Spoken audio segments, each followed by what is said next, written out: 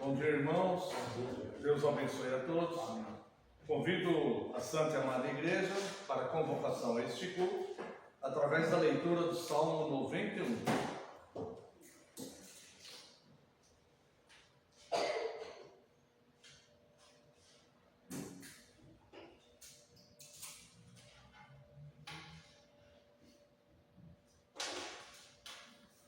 Salmo 91. O que habita no esconderijo do Altíssimo e descansa à sombra do Onipotente, diz ao Senhor: meu refúgio e meu baluarte, Deus meu, em quem confio, pois ele te livrará do laço do passarinheiro e da peste perniciosa. Cobrir-te-á com as suas penas e sob suas asas estarás seguro. Da sua verdade é pavês e escudo.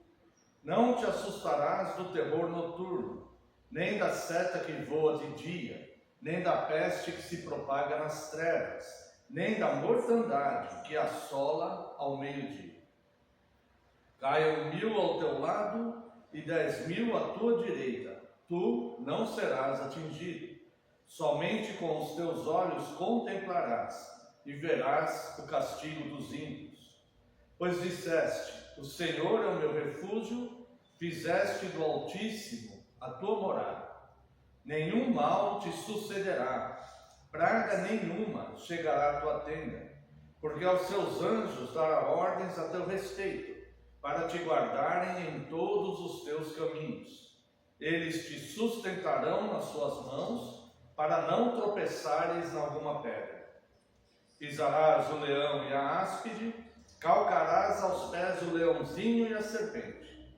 Porque a mim se apegou com amor, eu o livrarei. Poloei a salvo, porque conhece o meu nome. Ele me invocará e eu lhe responderei. Na sua angústia eu estarei com ele. Livrá-lo-ei e o glorificarei. Saciá-lo-ei com longevidade e lhe mostrarei a minha salvação. Convido a Santa e Amada Igreja que se coloque em pé. Louvemos a Deus com o Salmo 91. Aquele que habita no esconderijo do Altíssimo, descansa à sombra do Onipotente. Aquele que habita no esconderijo do Altíssimo, descansa à sombra do Onipotente. Pois Deus aos seus anjos dará ordens a seu respeito, para que eles guardem o seu caminho. Eles o sustentarão nas suas mãos, para não tropeçar em alguma pedra. E dirás ao Senhor, meu refúgio e meu baluarte, meu Deus, Senhor e Pai, em quem confio. E dirá ao Senhor, meu refúgio e meu baluarte, meu Deus, Senhor e Pai, em quem confio. Aquele que habita no esconderijo do Altíssimo, descansa à sombra do Onipotente. Convido a Santa e Amada Igreja para buscarmos a Deus uma oração de invocação. Busquemos a presença do nosso Deus. Pai gracioso e eterno, santo, Deus precioso, Deus grande, Deus vivo, Deus verdadeiro, Deus Criador dos céus e da terra. Somente o Senhor é Deus. Somente o Senhor deve ser cultuado, Deus. Somente o Senhor será homenageado aqui. Somente teus grandes feitos serão lembrados. Somente, Deus, as tuas instruções nós queremos acatar, ó Deus, nesta manhã, para alimentarmos nossa alma, nossos corações, nossas mentes, porque o Senhor é o Deus de toda a carne e para o Senhor nada é difícil. Neste momento, Deus, nos unimos, Senhor, em santa comunhão, a todos aqueles que o adoram em espírito e em verdade, com o fim de lhe prestar um culto, Deus, e desejamos, Senhor, que este culto venha agradá-lo, Pai. Por isso, Deus, nós pedimos perdão pelas nossas falhas e pecados, porque reconhecemos, Deus, que somos falhos e pecadores, e clamamos, Deus, que pelas tuas misericórdias o Senhor nos perdoe nossas falhas.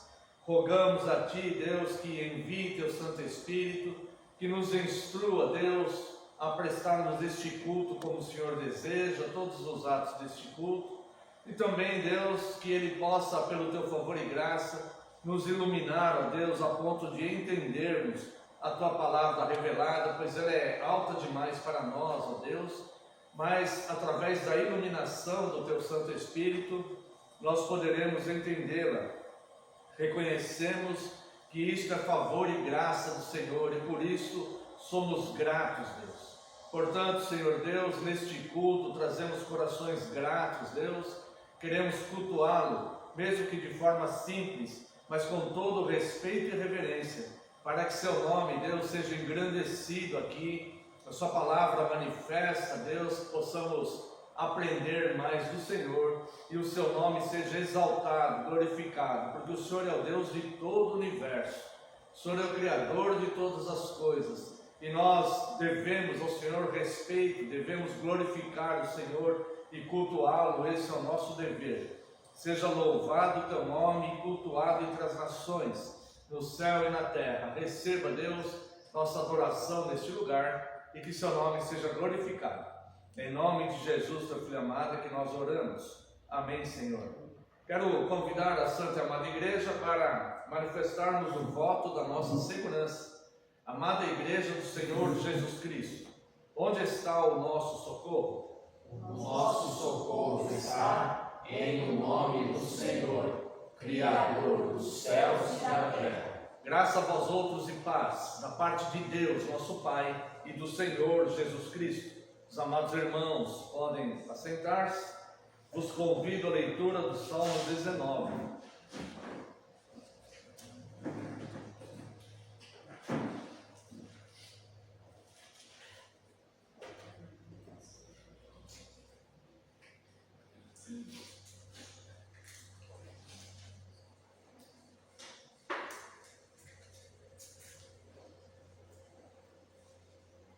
Salmo 19. Os céus proclamam a glória de Deus e o firmamento anuncia as obras de suas mãos. Um dia discursa outro dia, e uma noite revela conhecimento a outra noite. Não há linguagem nem palavras, e deles não se ouve nenhum som. No entanto, por toda a terra se faz ouvir a sua voz, e as suas palavras até os confins do mundo. Aí pôs uma tenda para o sol, o qual, como noivo que sai dos seus aposentos, se regozija como herói a percorrer o seu caminho. Principia numa extremidade dos céus, até a outra vai o seu percurso, e nada foge ao seu calor. A lei do Senhor é perfeita e restaura a alma. O testemunho do Senhor é fiel e dá sabedoria aos simples. Os preceitos do Senhor são retos e alegram o coração. O mandamento do Senhor é puro e ilumina os olhos. O temor do Senhor é límpido e permanece para sempre. Os juízos do Senhor são verdadeiros e todos igualmente justos. São mais desejáveis do que o ouro, mais do que muito ouro depurado. e são mais doces do que o mel e o destilar dos favos. Além disso, por eles se admoesta o teu servo em os guardar a grande recompensa. Quem há que possa discernir as próprias faltas, absolve-me das que me são ocultas. Também da soberba, guarda o teu servo, que ela não me domine. Então serei irrepreensível e ficarei livre de grande transgressão. As palavras dos meus lábios e o meditar do meu coração sejam agradáveis na tua presença, Senhor, rocha minha e redentor meu. É um salmo lindíssimo de Davi, uma linguagem poética, muito bonita, erudita até. E ele demonstra uma das revelações de Deus. Deus se revela aos homens de duas maneiras. Pela natureza, Deus revela a sua existência. Ou seja, o homem torna-se indesculpável em não procurar conhecer o seu Deus, porque simplesmente pelas coisas criadas, Deus manifesta que ele existe um Criador. Como nós vemos aqui, um dia discurso outro dia, e uma noite mostra conhecimento outra noite. Sem palavras, sem som, mas não há linguagem de palavras nem som. No entanto, por toda a terra se faz ouvir as suas palavras até o confim do mundo, por todo o tempo, por toda a terra. Ou seja, o homem torna-se indesculpável quando ele nega a existência de Deus. Se existe a natureza, obviamente existe um Criador. E quando o homem se recusa a buscar conhecer, querer entender, é dever do homem querer entender quem é este Criador. Tá? E este salmo, então, ele começa a descrever não só essa primeira revelação de Deus. A segunda revelação de Deus é as próprias Escrituras, tá? Ou são as próprias Escrituras, que revelam os atributos de Deus, o caráter de Deus, a personalidade de Deus, né? Como nós já sabemos disso. Então esse salmo ele começa abordando a primeira revelação, a revelação simples, tá? Que é a revelação comum, ou seja, é revelado para todas as pessoas que existe um Criador. Simples fato de haver natureza, simples fato de haver um dia, existe um Criador, né? Ele usa até uma linguagem poética aqui no verso 4, né? Aí pôs uma tenda para o sol, o qual como um noivo sai de seus aposentos e se regozija como herói a percorrer o seu caminho. Principia numa extremidade dos céus, até a outra vai o seu percurso, nada refuge ao seu calor. Ele usa uma linguagem poética aqui muito bonita, né? E como um noivo que vai buscar a noiva e tudo mais, falando de um astro que Deus criou, né? Que é o sol. Tudo isso então Deus comunica ao povo que existe um Criador.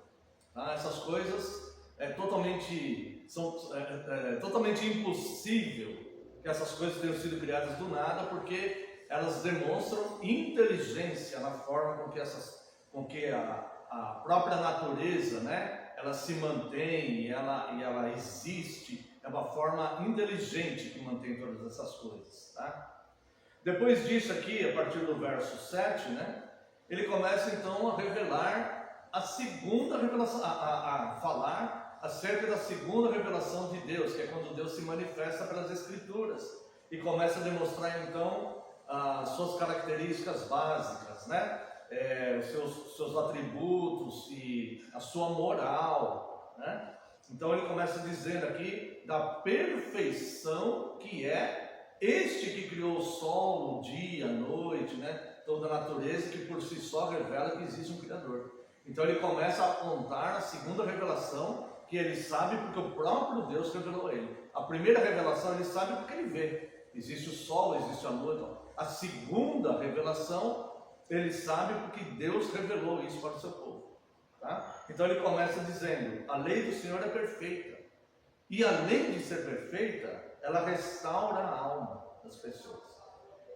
Restaurou as nossas almas. Quantas pessoas no mundo viviam em aflições, angústias, desorientadas, deprimidas, com pensamentos suicidas, e encontraram Cristo e transformaram suas vidas, e hoje vivem de forma, não que não sofram, não tenham tristezas, todos temos, né? Mas vivem de forma confiante, com esperança, com perspectiva, entendendo as coisas do Altíssimo, né?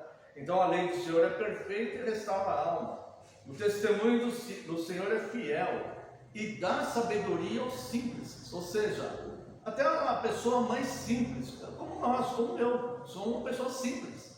O Senhor, Ele nos dá sabedoria para entender da sua grandeza, né? Isto nos é revelado, nós só sabemos disso porque é a favor de Deus. O Senhor Deus nos dá a sabedoria para compreender toda essa grandeza de Deus, coisas que nós não poderíamos imaginar. Com a revelação comum, nós poderíamos entender apenas que existe um Criador. Mas quem é este Criador? Este Criador se revelou ao longo do tempo através das Escrituras, né? Escolheu um povo e foi se revelando ao longo do tempo até que se encerrou os cânones. Ou seja, quando a Bíblia completou, temos a revelação completa sobre Deus, tá? Verso 8, os preceitos do Senhor são retos e alegram o coração. O mandamento do Senhor é puro e ilumina os olhos. Veja quantos benefícios e vantagens na segunda revelação. Quando nós passamos da primeira revelação para a segunda, nós vamos conhecer uma grandeza imensa de Deus e como aquilo nos faz bem, né? Alegra nosso coração, mandamentos puros iluminam os nossos olhos, começamos a ter percepção de coisas que nós não teríamos, né? Não teríamos. O temor do Senhor é límpido e permanece para sempre. Os juízos do Senhor são verdadeiros e todos igualmente justos. São mais desejáveis do que o ouro, mais do que muito ouro depurado, e são mais doces do que o mel e o destilar dos favos. Veja que os juízos de Deus, que muitas pessoas chamam Deus de Deus cruel, isso é uma blasfêmia terrível, tá? Deus, obviamente, tem que ser justo, porque cruel é o homem. Cruel é o homem. Se você imaginar uma família que sofreu uma injustiça muito grande com um dos seus entes queridos, e a pessoa que cometeu, estou criando uma hipótese, e a pessoa que cometeu essa injustiça passou ileso da justiça dos homens. Talvez tenha corrompido alguém, ou nunca padeceu pela justiça dos homens. Como se sente essa família injustiçada? Ao ver que seu ente querido não foi vingado. Os juízos de Deus são perfeitos, porque esta pessoa que cometeu essa injustiça será julgada severamente por Deus. Então, para essa família que clama por justiça, os juízos de Deus são verdadeiros, totalmente igualmente justos, e são mais desejáveis do que o ouro, mais do que muito ouro depurado, e são mais doces do que o mel e o destilar dos favos, porque a justiça tem que ser feita. O que vai prevalecer é a justiça. Então, aqueles que pela justiça dos homens conseguem prevalecer com as suas injustiças, aqueles que foram injustiçados serão vingados pelo próprio Deus. Não justiça com as próprias mãos, isso Deus não permite, mas o próprio Deus fará justiça. Então, essa sede de justiça, que não só a família vitimizada, mas qualquer pessoa de bom caráter ficaria indignado ao ver uma injustiça prevalecendo. Quando alguém sofreu injustiça e está sofrendo, e quando alguém que cometeu a injustiça está prosperando, toda pessoa de boa índole, de bom caráter fica inconformada com isso. Mas essas pessoas que têm fome e sede de justiça serão fartos, como diz o próprio Senhor Jesus. Então Deus, Ele deve condenar sim pessoas eternamente ao inferno e juízos severos, e isso não é crueldade. A crueldade é do homem. Quem comete a crueldade é o homem e a mulher. Deus apenas é justo e fará justiça. No entanto, Deus também é misericordioso e alcançou o seu povo com a sua graça. Verso 11, além disso, por eles se admoesta o teu servo em os guardar a grande recompensa, ou seja, os juízos de Deus. Além de ser mais desejáveis do que o ouro para aqueles que têm fome e sede de justiça, além disso, por eles se admoesta o seu servo, ou seja, nós somos admoestados por Deus que Ele fará justiça. Não adianta, porque Ele fará justiça. É por isso que nós tentamos viver de forma justa, né? E quando nós não vivemos em pecados e em injustiças. Mas quando erramos, clamamos e apelamos a Deus pedindo misericórdia a Ele, né? E tentamos reparar as injustiças se a cometermos. A grande tragédia, irmãos, não é quando cometem injustiça conosco. A grande tragédia é quando nós cometemos injustiça com alguém. A grande tragédia não é sofrer a injustiça. A grande tragédia é praticar a injustiça, né? Então, aqui diz os mandamentos de Deus, né? Eles admoestam o seu servo em nos guardar esses mandamentos, essa lei, essa justiça, né? Essa administração de Deus, a grande recompensa, que é a misericórdia de Deus, né? Para com o seu povo, tá? E finalmente, irmãos, eu quero analisar aqui de forma breve os versos 12 a 14, e faremos um momento de oração de confissão, né? O verso 12 diz: quem há que possa discernir as próprias faltas? Aqui é uma pergunta, por que isso? Porque nós, por melhor que nós queremos ser, e teremos a vocação de ser para seguir a Cristo, e desejamos ser, nós temos também uma mente corrompida. Enquanto estamos neste corpo, nós estamos expostos ao erro e ao pecado. Então, irmãos, é certo que nós temos pecados cometidos já no passado que nós nem nos lembramos mais, ou até mesmo quando nós cometemos, nós nem tínhamos consciência. Sabíamos do certo e do errado, mas não tínhamos uma consciência de estávamos ferindo a Deus, e aquilo nem ficou registrado na nossa memória. Então, é muito comum que isso aconteça, tá? Então, Davi faz essa pergunta: quem há que possa discernir as próprias faltas? Alguns erros que eu cometi, eu percebo que eu cometi, mas provavelmente, né, certamente já cometi erros no passado que nem eu mesmo não sei. Eu cometi, mas não sei que eu cometi, né? E aqui ele faz um pedido a Deus: absolve-me das que me são ocultas, das faltas, né, das falhas que eu cometi e que me são ocultas. Por exemplo, é muito comum a negligência de fazer o bem. Quantas vezes nós negamos de fazer o bem e achamos aquilo muito normal, pelo curso da nossa sociedade, pela influência da nossa cultura, da nossa nação, enfim, algum erro, né, que cometemos, que a sociedade comete frequentemente, considera normal, e nós cometemos também. Então ele fala: quem há que possa discernir as próprias faltas, absolve-me das que me são ocultas, né? Olha que maravilha isso, né? Você pedir a Deus perdão: Senhor, ontem eu pequei porque eu fiz isso e isso, perdão. Se você se arrependeu, Deus perdoa. Se você falar: Senhor, se tem alguma falta que eu cometi que eu nem tenho consciência dela, nem lembro, nem tenho consciência dela, Deus te perdoa também. Olha que Deus maravilhoso, né? Para aquele que é penitente, para aquele que é preocupado em buscar os seus caminhos, né? Quem há que possa discernir as próprias faltas? Ele pergunta. E aí ele pede a Deus: absolve-me das que me são ocultas. E aí ele vai mais além, porque ele sabe que o que escravizou o homem foi a vaidade. A forma que o pecado escravizou o homem é a vaidade, tá? É o homem colocar o seu próprio prazer, seu próprio desejo, sua própria pessoa acima de todas as coisas. Então ele se vê meio que no direito, desde que ele esteja sendo satisfeito em alguma coisa, não importa se aquilo está certo ou errado moralmente, né? Isso se chama soberba. E ele diz: também da soberba guarda o teu servo, que ela não me domine, então serei irrepreensível e ficarei livre de grande transgressão. Ou seja, Senhor, me torne uma pessoa humilde e não soberba. Me ajude a viver de forma humilde. Quando você diz viver de forma humilde, não é viver lá no casebre, passando privações, não. Você pode morar numa mansão, e desde for lícito, se você conseguir aquilo de forma lícita, você pode ter avião, carrão, você pode ter o que você quiser, desde que você adquirir de forma lícita. Mas ser humilde é não ser soberbo. É entender a necessidade das pessoas, é procurar ser uma pessoa mais correta, principalmente diante de Deus, né? E também diante dos homens, tá? E por fim ele diz, o resultado de não ser dominado pela soberba e de ser absolvido até pelas faltas que ele não consegue discernir que ele cometeu. Esse é o produto final, o resultado. E ele diz, as palavras dos meus lábios e o meditar do meu coração sejam agradáveis na tua presença.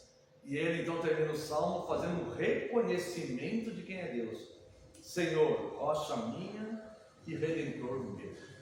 E aqui ele termina o salmo. Então, quero convidar a Santa e Amada Igreja do Senhor para um momento de oração de confissão, né? Como é hábito litúrgico nosso.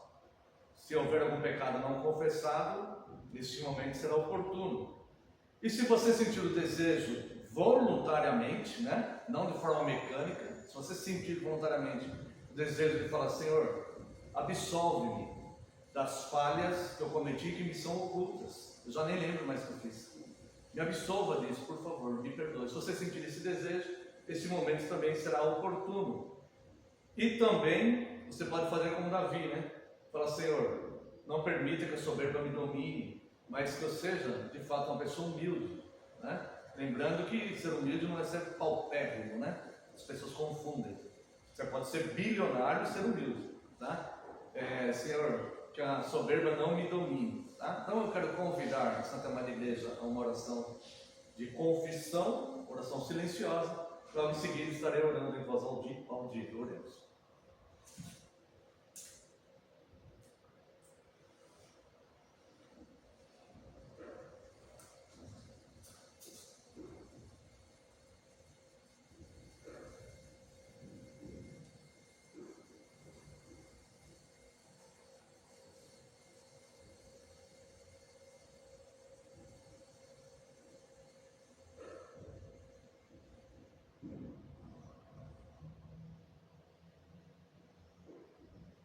Louvamos o Teu nome, Deus, e neste momento de culto, Senhor, agora com uma forma de contrição, Deus, nós queremos, Senhor, ser penitentes diante do Senhor, reconhecendo, Deus, que de fato somos falhos. Nós entendemos o Senhor, Deus, pela criação comum, pela revelação comum que é a criação, a natureza. Nós sabemos que existe um Deus inteligente, criador dessas coisas. E também, Deus, te agradecemos porque o Senhor generosamente nos revela seus atributos através da sua palavra revelada, as Escrituras. E nós somos muito gratos ao Senhor, porque o Senhor nos trouxe esse conhecimento do Senhor mesmo, coisas que nós não poderíamos sequer imaginar, se o Senhor não nos revelasse. E nós te agradecemos, Deus, porque sabemos que foi o Senhor que abriu nossos olhos espirituais, nosso entendimento racional, para podermos entender, a Deus, que a nossa fé são fé em fatos, fatos que não vemos, mas não uma fé de imaginações, uma fé em fatos, fatos que não vemos, mas fatos gerados pelo Deus Todo-Poderoso, inteligente, que criou todas as coisas. Pedimos perdão, Senhor, pelas nossas falhas e pecados. E apelamos, Deus, pelas Tuas muitas misericórdias, que o Senhor nos absolva, Deus, das falhas que nós nem lembramos, que são ocultas a nós. São ocultas a nós, que nós cometemos de fato, mas não são ocultas. Pedimos a Sua absolvição e pedimos humildemente que o Senhor nos perdoe por isso. Nos perdoe, Deus. E também, Deus, pelo Teu amor e graça, pedimos que o Senhor nos ajude, que a soberba nunca venha nos dominar, e que nós possamos ser pessoas simples, humildes, Deus, mesmo se o Senhor nos agraciar com muitos bens, mas que nós possamos ser pessoas humildes e viver de forma sábia, Deus, buscando sempre a Tua revelação para tomarmos as nossas decisões pessoais. Muito obrigado pela Tua graça e amor, muito obrigado pela bênção do Teu perdão. No nome santo e poderoso de Jesus oramos. Amém, Senhor. Glórias a Ti. Quero convidar a Santa e Amada Igreja para louvarmos a Deus com o hino 344. Enquanto isso, aquele que sentir o desejo de estar ofertando, neste momento será oportuno. Hino 344. Fala minha alma, ó Cristo, fala-me com amor, segreda com ternura, eu sou teu Salvador, faze-me bem disposto para te obedecer.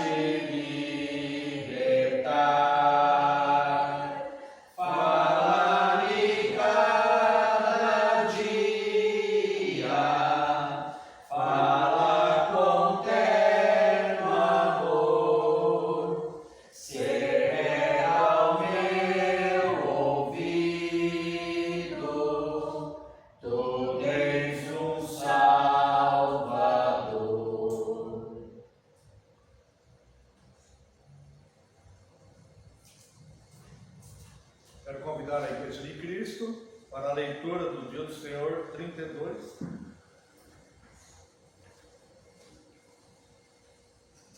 Nós estamos entrando a partir deste domingo, no estudo do seminário, na nossa gratidão, a terceira parte do catecismo, que é a nossa gratidão. Tá? Nós sabemos que o catecismo de Heidelberg, ele tem como exemplo a carta do apóstolo Paulo aos Romanos, né? Que fala da nossa situação miserável, nossa situação espiritual miserável, onde todos pecaram, destituídos foram da glória de Deus, não há nenhum justo sequer, né? Fala da graça de Cristo, né? Que veio nos resgatar, né? Desse universo de condenados, que é a segunda parte, né? E a terceira parte é a nossa resposta a Deus, que nós sabemos que é a nossa única resposta a Deus, que é a nossa gratidão. Então, como que na prática, né, nós demonstramos a nossa gratidão, tá? Então, hoje começa, no estudo do Catecismo, Dia do Senhor 32, esta terceira parte do Catecismo, nossa gratidão. Vamos ver aqui brevemente as perguntas 86 e 87, porque o sermão será catequético. Pergunta 86. Se fomos libertos da nossa miséria, né? Então, primeira parte, nossa miséria espiritual. Segunda parte, Cristo, a graça de Cristo nos libertando, tá? Agora entramos na terceira. Se fomos libertos da nossa miséria somente pela graça, através de Cristo, sem nenhum mérito nosso, por que então devemos praticar boas obras?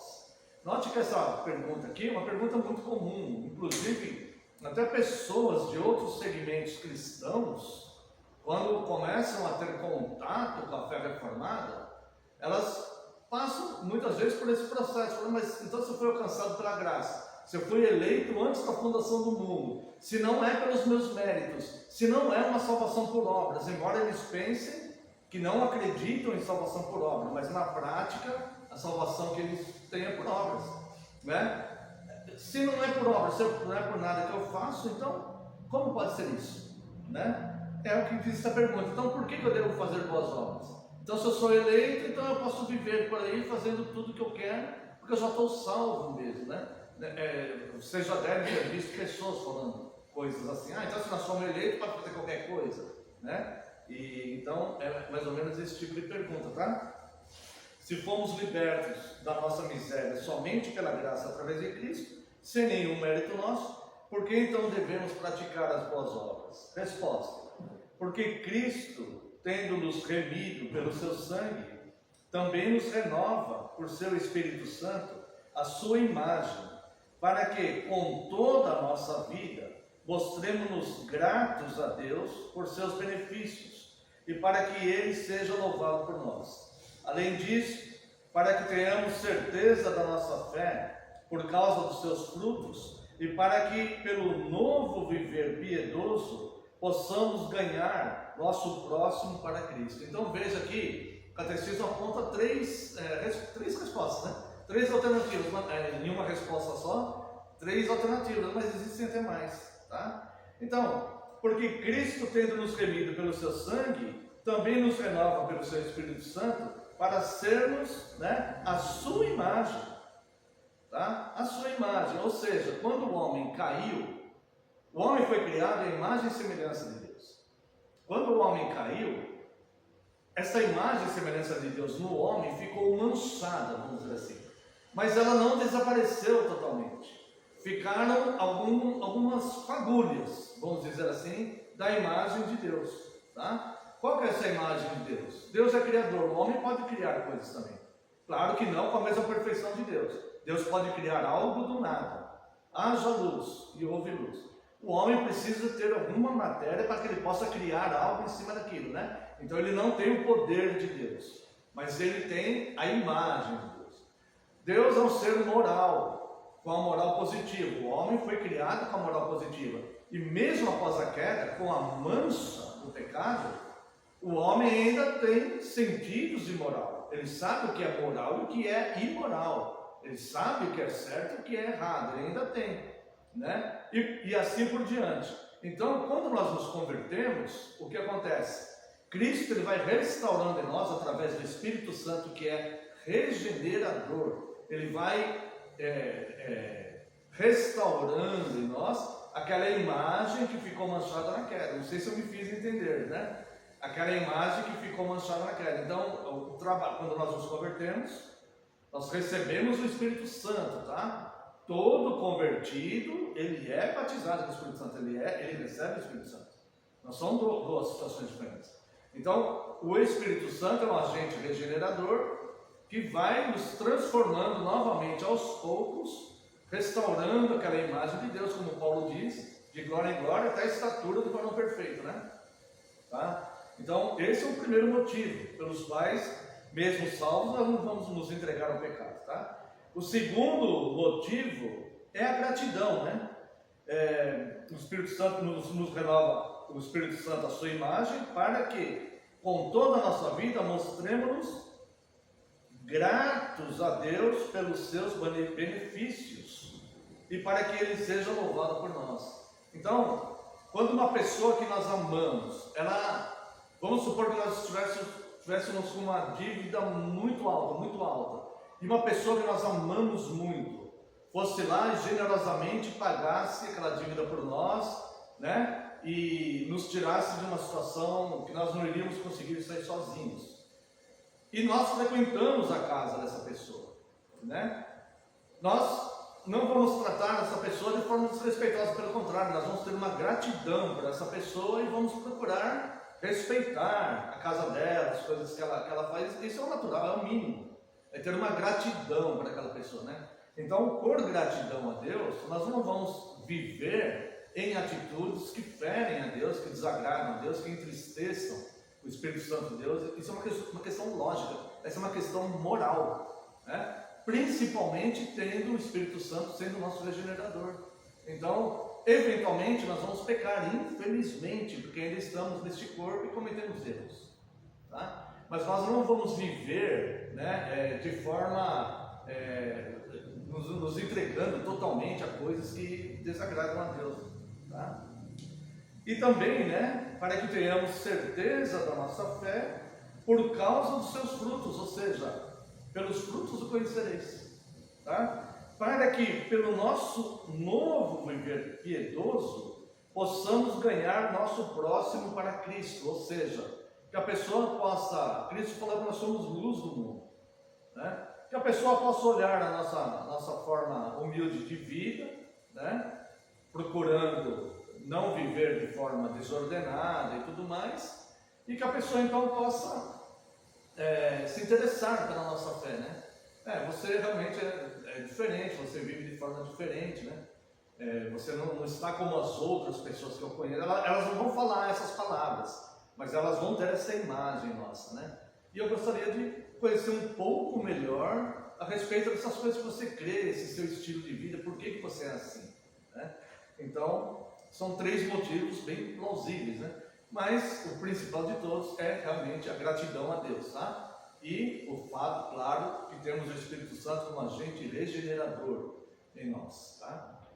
E a pergunta 87, podem ser salvos aqueles que não abandonam o modo de viver ingrato e impenitente e não se convertem a Deus?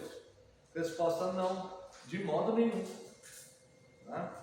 Isso é um grande engano, e muitas pessoas que estão nesse engano acham que vão para o céu, ou têm a esperança de irem para o céu.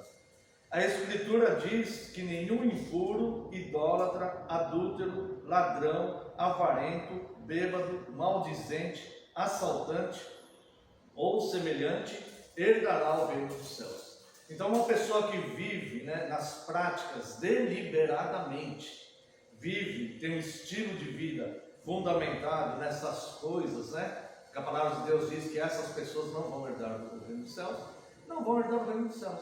Então, aquele que foi eleito, que foi alcançado pela graça, ele vai responder com gratidão. Então, ele vai lutar contra essas coisas. Vamos dizer que ele vivia em um ou mais né? Dessas coisas que está na resposta 87 aqui.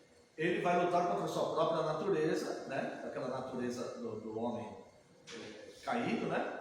Para, com a ajuda do Espírito Santo, que é regenerador, como gratidão a Deus, ele vai sendo regenerado aos poucos, né? Se entregando não mais aquelas coisas, mas a palavra. Então, conforme a palavra de Deus, como água limpa, vai entrando nele, vai purificando de dentro para fora. Então vai chegar um momento que ele mesmo, aquelas coisas que ele fazia com tanto afinco, que ele não vivia sem aquilo, ele mesmo vai começar a se distanciar naturalmente.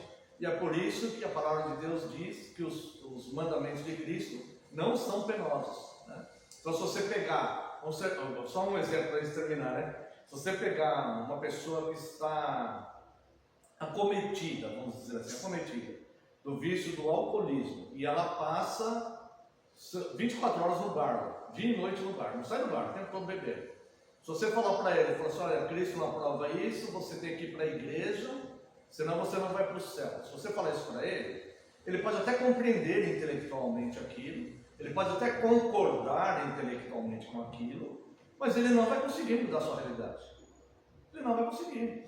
Ele pode até pensar, mas ele não vai conseguir. Certo? Ele não vai conseguir sair daquilo. Não é uma coisa simples e fácil. Tá? Isso só vai acontecer quando a gente regenerador, que é o Espírito Santo, começar de novo a renovar a imagem de Deus que está manchada na vida dele. Então isso é um processo lento, né? Então ele precisa receber o Evangelho, a mensagem do Evangelho, né?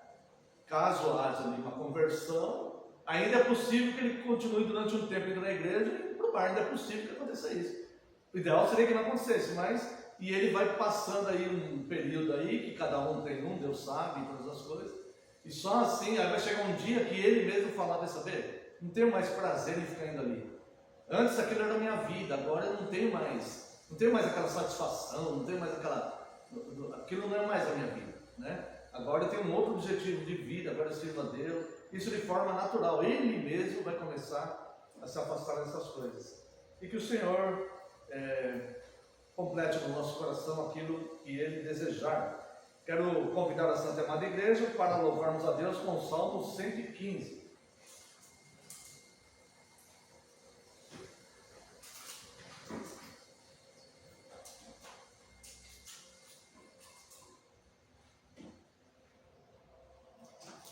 Não há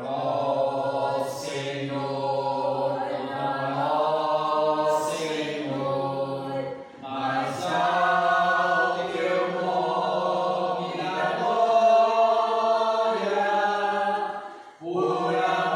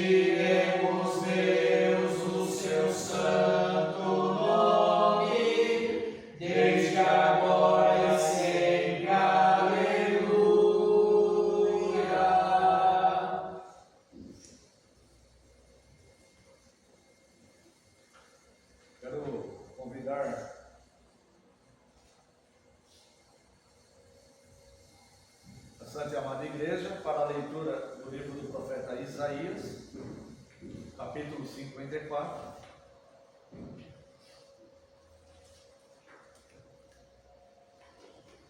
Faremos a leitura do verso 1.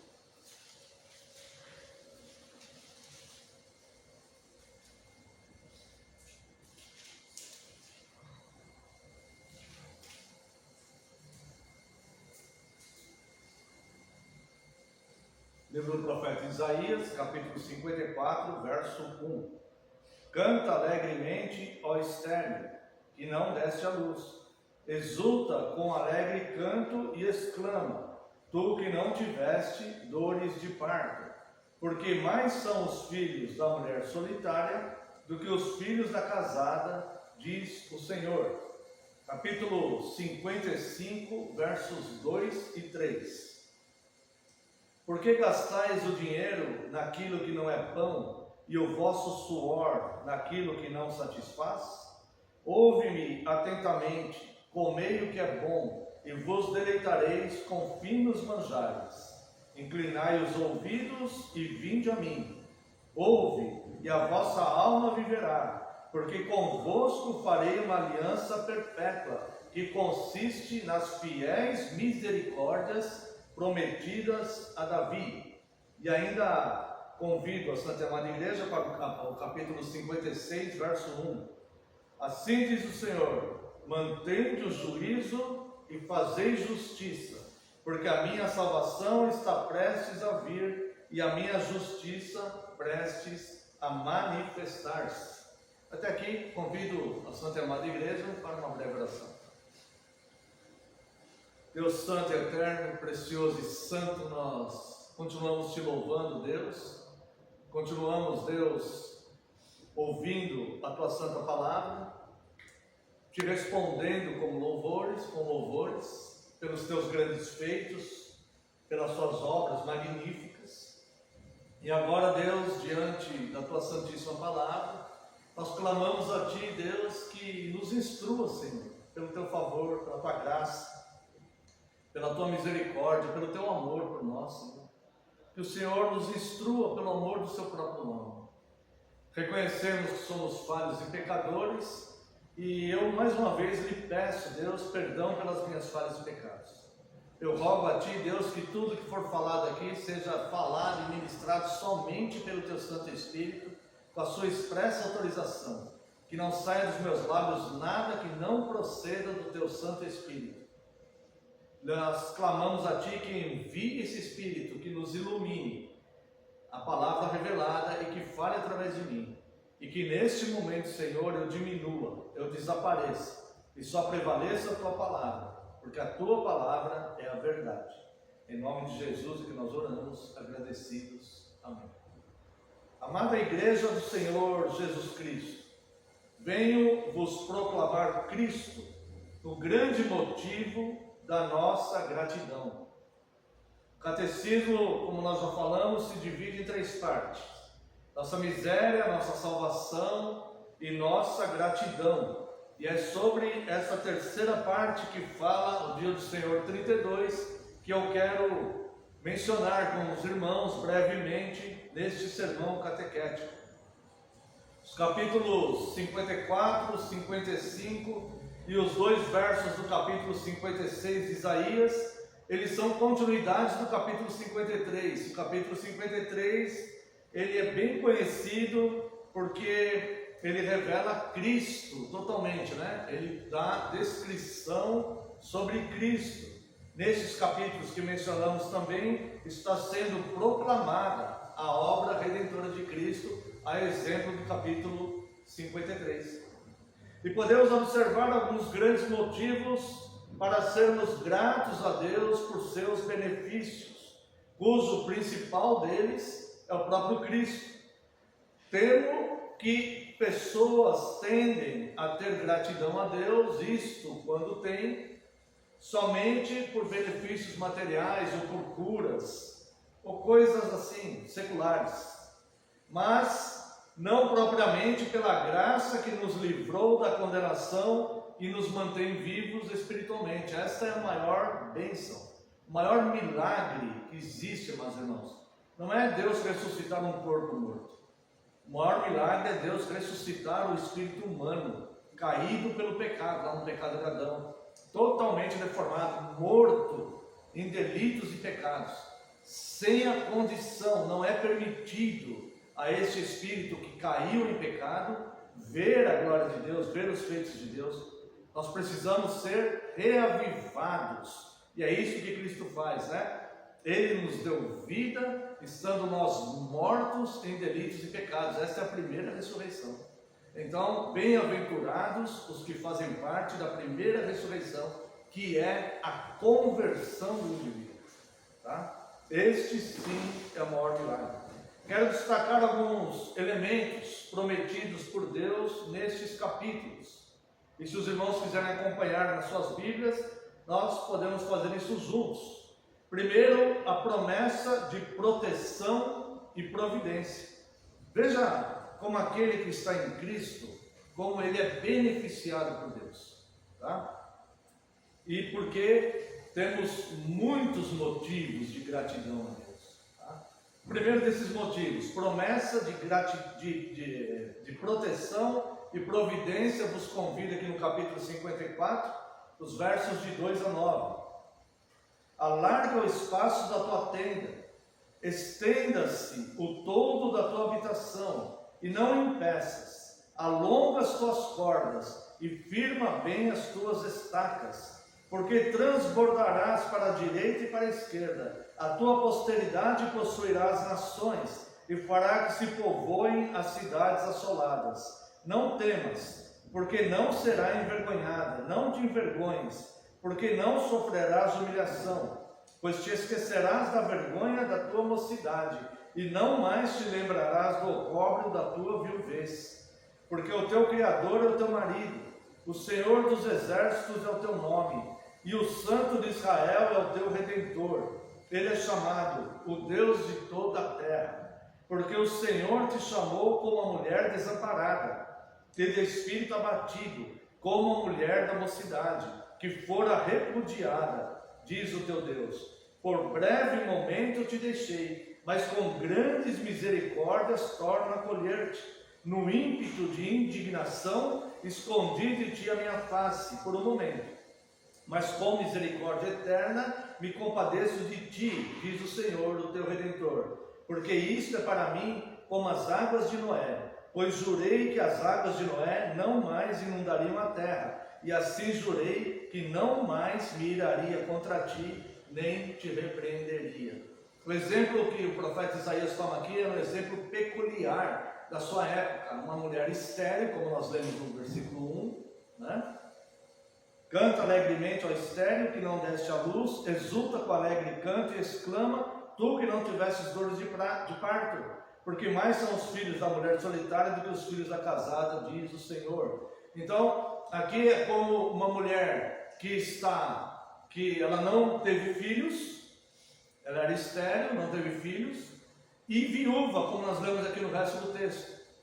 Então, Deus pega, o Isaías aqui ele pega essa ilustração para mostrar o amor de Deus, tá? Quando o povo de Deus errou e pecou, por breve momento Deus se indignou contra ele e escondeu dele o rosto, mas depois com eternos laços de misericórdia os atraiu de novo, aquele homem. Então, aquele povo que pecou. Então ele compara com aquela mulher que, de forma secular, né? A mulher ela não era economicamente ativa, dependia de um homem, ou do marido, ou do filho. Neste caso era uma mulher estéril que ficou viúva, e ficou desamparada. Então Deus fala ao povo, olha, por algum momento me indignei contra você, virei o rosto contra você, mas com eternos laços de misericórdia vos atraí, e nunca mais vou te deixar, porque eu, o Senhor Deus, sou o teu marido, eu sou a tua provisão, eu sou o teu protetor, sou eu que vou te conduzir, sou eu que vou te dar muitos mais filhos, muito mais alegria, muito mais sustento, muito mais segurança para você viver do que você tinha quando você me fez indignar-me contra você mesmo. Então essas bênçãos de proteção elas estão além do nosso estado pecaminoso e da nossa ingratidão, que muitas vezes nós nos relacionamos com Deus dessa forma. Fomos ingratos com Deus, muitas vezes, a própria igreja de Cristo, muitas vezes, o ser humano, o cristão individual, né? Mas Deus que atraiu com afetos de misericórdia, aqueles que foram alcançados pela graça. Então, aquele primeiro estado de miséria espiritual, quando Deus se indignou com o seu povo, que caiu e que errou, agora o próprio Deus atrai com eternos laços de misericórdia e diz: me indignei contra você, virei o meu rosto, mas eu sou o teu Redentor, que é Cristo, eu sou o teu provedor, eu sou o teu protetor, eu sou o teu marido. Ou seja, Cristo virá buscar a sua noiva, ela não está desamparada, ela está assistida, guardada, protegida e com toda a provisão necessária. A segunda promessa é a promessa de misericórdia e cuidado de Deus. E eu quero continuar aqui no texto, os versos 10 a 17. Porque os montes se retirarão e os outeiros serão removidos, mas a minha misericórdia não se apartará de ti, e a aliança da minha paz não será removida, diz o Senhor, que se compadece de ti. Veja, a terceira parte do catecismo, né? Porque temos que responder com graça. Estávamos de fato em miséria espiritual e caídos, mas Ele envia o Redentor, essa é a provisão de Deus para nós, e Cristo, né? E Ele fala: mesmo que os montes se retirem, os outeiros serão removidos, mas a minha misericórdia não se apartará de ti, e a aliança da minha paz não será removida. Ninguém pode tirar você da paz de Cristo, ninguém pode tirar você das misericórdias de Deus, ninguém, tá? Não é a força da espada, o mal que a força faz sempre, isso não pode se separar, tá? Então, a minha paz não será removida, diz o Senhor, que se compadece de ti. Ó tu, aflita, arrojada com a tormenta e desconsolada, eis que eu assentarei as tuas pedras com a argamassa colorida e te fundarei sobre safiras. Farei os teus baluartes de rubis, as tuas portas de carbúnculos, toda a tua muralha de pedras preciosas. Aqui uma linguagem para que nós possamos entender bem, né? O cuidado e o capricho de Deus em cuidar da sua igreja. Todos os teus filhos serão ensinados do Senhor, e será grande a paz dos teus filhos. Serás estabelecido em justiça, longe da opressão, porque já não temerás, e também do espanto, porque não chegará a ti. Tudo isso porque aprove a Deus, no capítulo 53, Isaías diz, né? Aprove a Deus moer Cristo, né? Pelos nossos pecados, tá? É o castigo que nos traz a paz. Verso 15: e eis que poderão suscitar contendas, mas não procederá de mim. Quem conspira contra ti cairá diante de ti. Eis que eu criei o ferreiro que assopra as brasas no fogo e que produz a arma para o seu devido fim. Também criei o assolador para destruir. Toda arma forjada contra ti não prosperará. Toda língua que ousar contra ti em juízo, tu a condenarás. Esta é a herança dos servos do Senhor, e o seu direito que de mim procede, diz o Senhor. Então, mesmo que alguém se levante com injúrias, quebrando o nono mandamento contra você, mesmo que alguém use de armas, lembre-se que foi Deus que criou o ferreiro que produz a arma, Deus que criou o ferro, Ele que criou aquele que o próprio destruidor, Ele que cria. Então, qualquer um que queira te condenar com palavras, tu os condenarás em algum momento, em algum dia. Então, há muita bênção que vem com Cristo, né? O apóstolo diz: aquele que enviou o seu próprio Filho por amor de ti, como não te dará também com ele todas as coisas? Todas as coisas, irmãos, significa todas as coisas. Ou seja, tudo aquilo que te incomoda, toda injustiça que você sofre, tudo que alguém falou sobre você que não é verdade, que te difamou, as pessoas que se levantaram brutalmente contra você, todas as coisas, pessoas que fizeram alguma coisa, ou seja, e aqui diz: ó tua aflita arrojada, com a tormenta e desconsolada, eis que eu assentarei as tuas pedras, e começa a descrever a forma com que Deus vai adornar, né, a sua vida e cuidar de você. Promessa também, não só promessa de proteção e providência, promessa de misericórdia, mas promessa efetiva da graça de Deus. Veja aqui o capítulo 55, verso 1. A todos vós, os que tendes sede, vinde às águas, e vós, o que não tendes dinheiro, vinde comprai e comei. Sim, vinde e comprai, sem dinheiro e sem preço, vinho e leite. Então aqui a promessa da graça de Deus, né? As águas representam aí a necessidade, o suprir da necessidade, e o leite, o sustento, e o vinho, a alegria. Então não é só que Deus vai te amparar nas suas necessidades mais graves, né? Não, Ele vai te amparar nas necessidades mais graves. Ele vai sustentar a tua vida, edificar, te dar sustento mesmo, te manter, tá? E ainda vai te acrescentar alegria nos seus dias, né? Então, essa promessa, e é por esses muitos motivos, que nós somos gratos a Deus. A nossa resposta a Deus não é como os de fora pensam: foi alcançado pela graça, então agora eu vou viver em pecado. É claro que não. Eu fui alcançado pela graça, agora que eu vou viver nessa graça. E eu vou ser grato a Deus por todos esses motivos, né? Então, é isso. E a advertência vem aqui também pela troca de valores. Isso é amor de Deus em nos ensinar isso, né? Veja os versos 2 e 3. Porque gastais o dinheiro naquilo que não é pão, e o vosso suor naquilo que não satisfaz? Ouve-me atentamente. Isso aqui é amor de Deus. É Ele cuidando de nós, né? Ele nos orientando, como um pai amoroso orienta o seu filho ou a sua filha. Porque gastais o dinheiro naquilo que não é pão, e o vosso suor naquilo que não satisfaz? Ouve-me atentamente, comei o que é bom, e vos deleitareis com finos manjares. Inclinai os ouvidos e vinde a mim. Isso aqui é um convite totalmente amoroso. Ouve, e a vossa alma viverá, porque convosco farei uma aliança perpétua, que consiste nas fiéis misericórdias prometidas a Davi. E aqui essa aliança perpétua também se completa, né? A sua plenitude em Cristo, porque aprove a Deus que em Cristo residisse a plenitude de todas as coisas.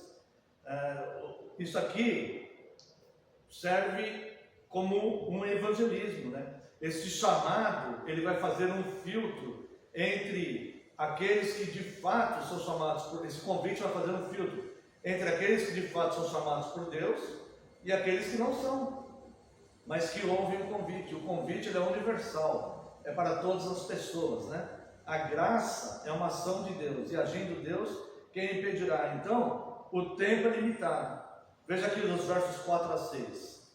Eis que eu o dei por testemunho aos povos, como príncipe e governador dos povos. Eis que chamarás a uma nação que não conhece, e uma nação que nunca te conheceu correrá para junto de ti, por amor do Senhor teu Deus e do Santo de Israel, porque este te glorificou. Agora note, isso aqui serve com muita importância para toda a humanidade, inclusive para a igreja. Buscai o Senhor enquanto se pode achar, invocai-o enquanto está perto. Então, isso aqui é uma informação, uma declaração de Deus, que o tempo é limitado. Então, quando você responde positivamente a Deus dentro do tempo, você é alcançado. Quando você responde a Deus enquanto Ele está perto, essa linguagem aqui, Deus está em todos os lugares, Deus é onipresente. Essa é uma linguagem para nós entendermos. Enquanto Deus está te chamando, enquanto Deus está fazendo convite, incline os ouvidos a mim e ouve, e a tua alma viverá. Comereis o bem dessa terra, te fartarás. Eu serei o teu marido, eu cuidarei de ti, eu serei o teu provedor, o teu protetor, o teu redentor. Buscai o Senhor enquanto está perto. porque nações de fora virão, por amor ao Senhor. Vocês, aqui de dentro, têm a primazia. Então buscai o Senhor, enquanto Ele está perto. Esse chamado, ele tem um limite de tempo. E aqui dos versos 7 e 8 vai falar de transformação. Antes de ler esse versículo, eu quero mencionar, eu já mencionei com a igreja, um tempo atrás, talvez os irmãos lembrem, o pai da psicanálise norte-americana, considerado o pai da psicanálise norte-americana, né? William James, que diz: é possível mudar de vida mudando de comportamento. Quer que sua vida mude? É possível mudar de vida mudando de comportamento. E veja, essa é uma observação de William James. E veja o que o Senhor Deus fala aqui através de Isaías, capítulo 55, aqui, os versos 7 e 8. Deixe o perverso o seu caminho, o iníquo os seus pensamentos. Converta-se ao Senhor, que se compadecerá dele, e volte-se para o nosso Deus, porque é rico em perdoar. Porque os meus pensamentos não são os vossos pensamentos, nem os vossos caminhos, os meus caminhos, diz o Senhor. Isso aqui é a sequência da palavra dita em Isaías 53. Pelas suas pisaduras sereis curados. Ele levou sobre si o castigo que nos trouxe a paz, porque agradou a Deus moê-lo. Veja como os pensamentos de Deus não são os nossos pensamentos. Nós não deveríamos pensar isso. Vou moer um filho amado para salvar alguém.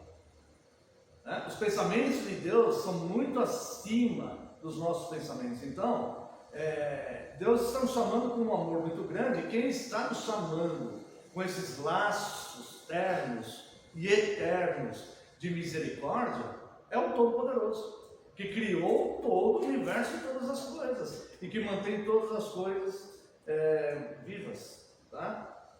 Também a grandeza de Deus comparada à nossa. Veja aqui dos versos 9 a 11. Porque assim como os céus são mais altos do que a terra.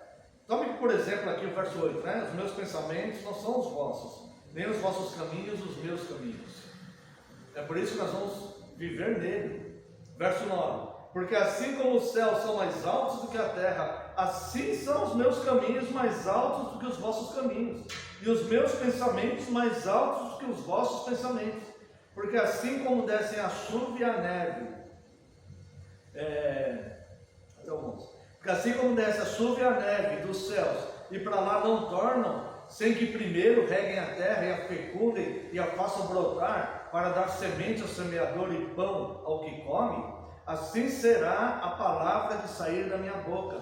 Não voltará para mim vazia, mas fará o que me apraz e prosperará naquilo que a designei.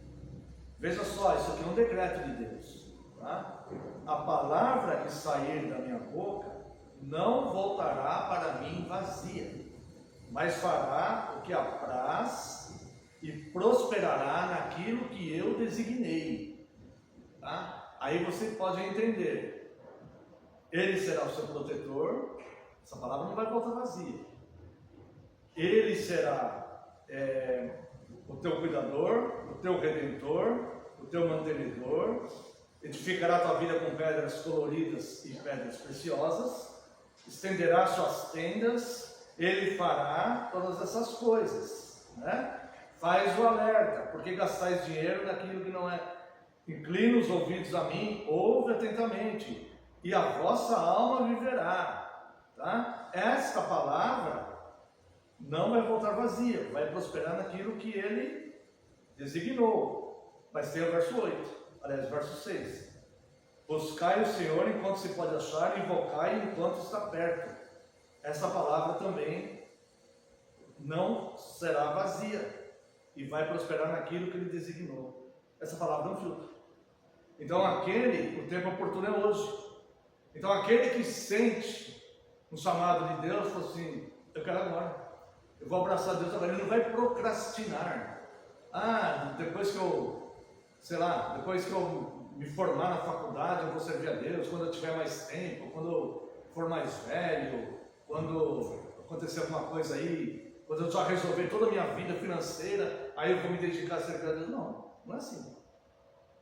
Então, esse buscar enquanto Ele está perto, nós simplesmente não sabemos quanto tempo é que Ele estará perto. Eu quero te dizer uma coisa, se você quiser ver lá em Romanos capítulo 1,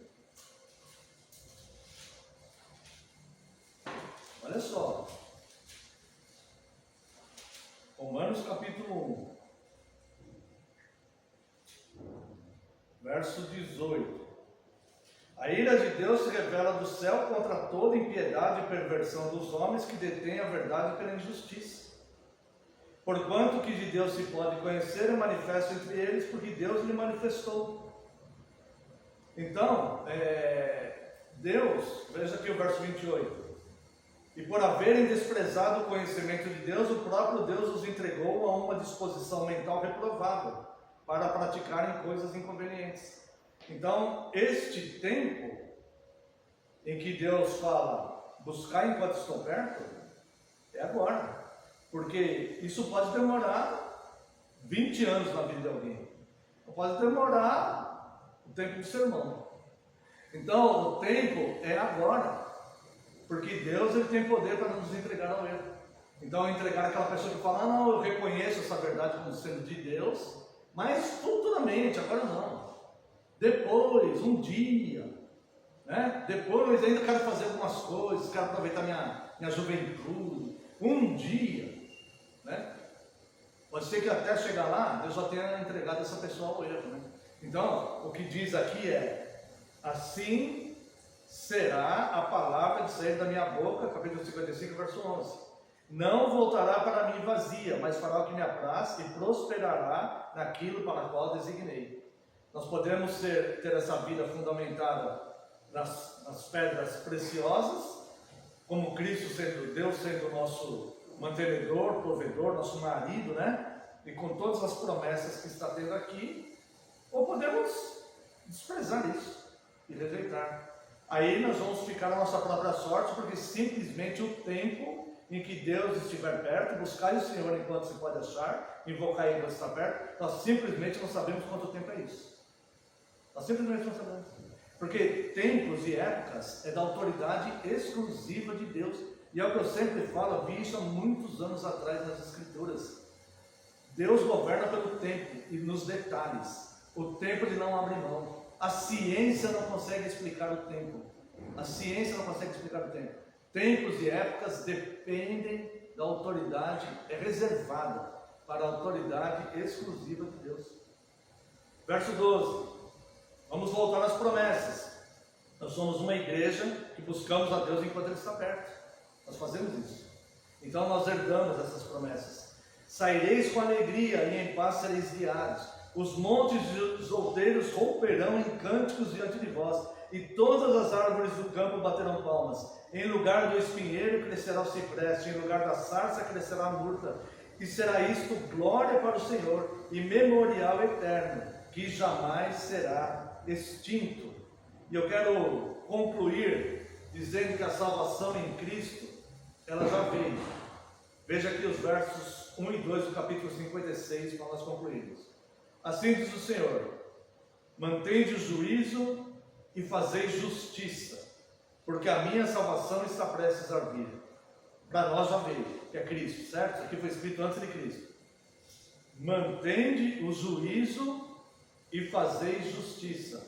Percebe que o não fazer justiça, segundo este versículo aqui, o não fazer justiça é uma falta de juízo, é uma falta de sensatez, é uma loucura absurda.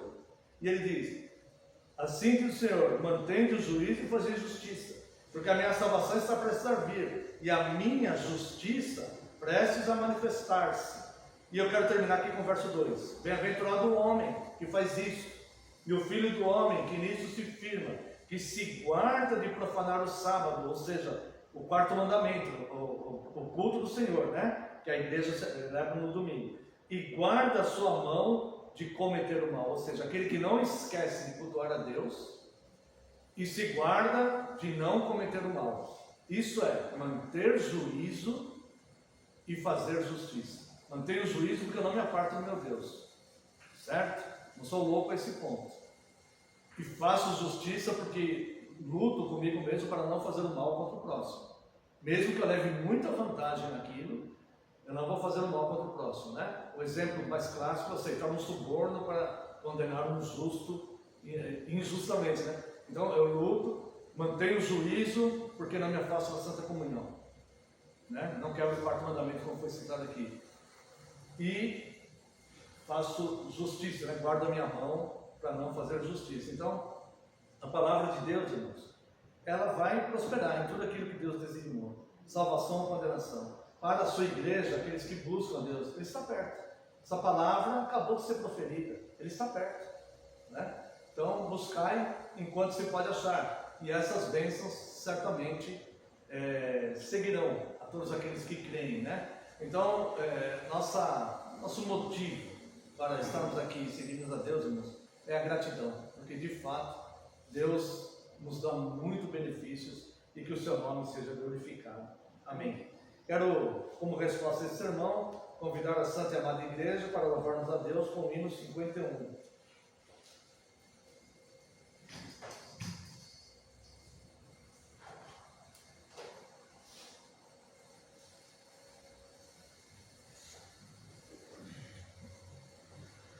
Não desanimes, ó coração, Deus velará por ti. Põe tua angústia na sua mão, Deus cuidará de ti. Deus cuidará de ti por toda a vida, na dor, na lida. Sim, não te deixará, Deus cuidará de ti. Nas horas negras de angústia e dor, Deus velará por ti. No doce abrigo do seu amor, Deus cuidará de ti. Deus cuidará de ti por toda a vida, na dor, na lida. Sim, não te deixará, Deus cuidará de ti. Quando em tristezas e provações, Deus velará por ti. Nas amarguras e tentações, Deus cuidará de ti. Deus cuidará de ti por toda a vida, na dor, na lida. Sim, não te deixará, Deus cuidará de ti. Seus pés nos braços te estende, vem, Deus velará por ti. Nele acharás teu descanso e bem, Deus cuidará de ti. Deus cuidará de ti por toda a vida, na dor, na lida. Sim, não te deixará, Deus cuidará de ti. Mesmo assentados, convido a igreja a uma breve oração. Oremos. Pai, precioso e santo, nós te agradecemos, Deus. Nós te agradecemos muito, Deus, porque de fato, Deus, vivíamos em miséria espiritual desde a queda de Adão, Deus, quando o homem quebrou a aliança com o Senhor.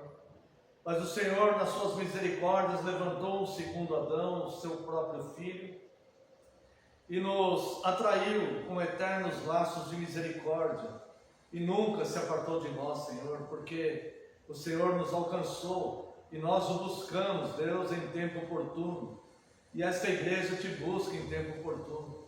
Nós clamamos a Ti, Deus, que pessoas que ainda não conhecem possam buscá-lo também em tempo oportuno, Deus, porque de fato os seus benefícios e as suas promessas são fiéis e fidedignas, e toda palavra que sai da sua boca prosperará naquilo que o Senhor designou. Nós cremos, Deus, isso nos mostra, Deus, que o Senhor não muda, que nós podemos confiar no Senhor, e nós cremos totalmente, porque nós percebemos o seu agir nas nossas vidas, e o quão grande é o Senhor. Muito obrigado pela tua graça e amor, muito obrigado pelas tuas promessas de paz, tuas promessas de prosperidade a nós, tuas promessas de proteção. O Senhor é o marido da igreja, Deus, do teu povo, e nós, como provedor e protetor, e nós te agradecemos, Deus, muito por isso.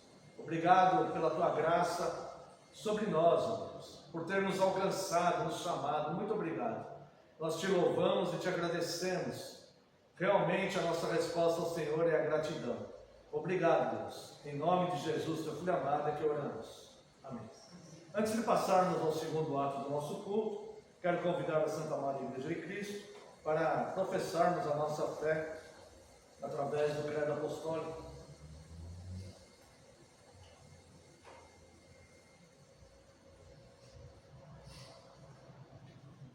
Os 12 artigos da fé cristã.